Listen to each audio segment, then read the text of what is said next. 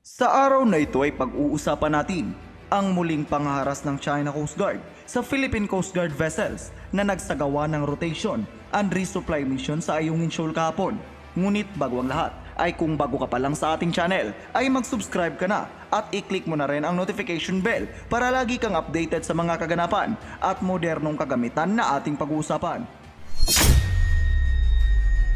Tila nakakasawa na ang ganitong klase ng balita na kung saan ay hinaras ng China Coast Guard ang barko ng Philippine Coast Guard at ang resupply boat ng AFP na maghahatid sana ng tropa at supply sa Ayungin Shoal. Sa pinakabagong insidente ay ipinadala ng Philippine Coast Guard ang dalawa nitong 44-meter vessels na BRP Cabra at BRP Sindangan upang samahan ang resupply boats ng AFP. Sa nasabing insidente ay muling nagsagawa ng mapanganib na maneuvers ang apat na dambuhalang barko ng China kasama ang apat pang Chinese militia vessels. Sa ginawang ito ng China ay muling nalagay sa alanganin ang buhay ng mga tropang Pinoy na sakay ng PCG vessels. Muli namang nanawagan ang Philippine Coast Guard sa Chinese government na tigilan na ang mga ganitong uri ng aksyon upang maiwasan ang gulo sa lugar. Sa ngayon ay dapat na talagang magkaroon ng solidong plano ang ating gobyerno upang masupil ang mga ganitong gawain ng China sapagkat alam na natin na ang paulit-ulit na panawagan ng PCG sa kanilang gobyerno ay hindi naman gumagana.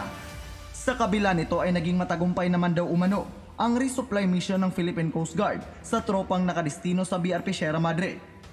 Panoorin din natin ang isa pang video na ibinahagi ng PTV News sa TikTok.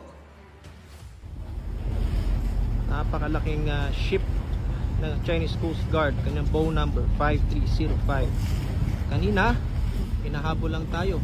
CCG vessel ngayon, tinangka nilang harangin itong ating barko, ang BRP Sindangan ng Philippine Coast Guard. At napalayo na sa atin yung resupply boats ng Philippine Navy. So ito pa yung isa sa kanilang barko, mas maliit ito. Kanyang bow number 21556. Ito, may mga crew din ng CCG na nagdo-document sa atin. Kinukuhanan din nila tayo ng litrato or videos. Ayan, pero mas malaki yung kanina, yung 5305. Nandun na siya sa may likuran. May isa pang barko ng CCG. Ayan, napakaraming CCG vessels.